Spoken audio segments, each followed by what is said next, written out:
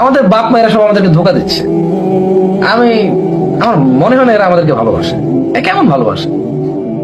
মানে আমার পেট কিভাবে ভরা থাকবে, ঘরে কিভাবে বাতি জ্বলবে, আমার মাথার উপরে কিভাবে একটা ছাদ হবে, ইটের দালান হবে, তারা এই টেনশনে মরে।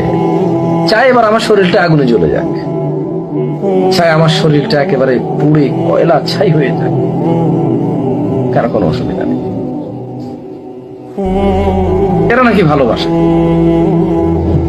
এরা এই মা বাপ গুলো নাকি ছেলে সন্তানকে ভালোবাসে। এরা ফজরের সময় তার বাচ্চাকে উঠায় না, কারণ 8টা বাজে তার কোচিং আছে।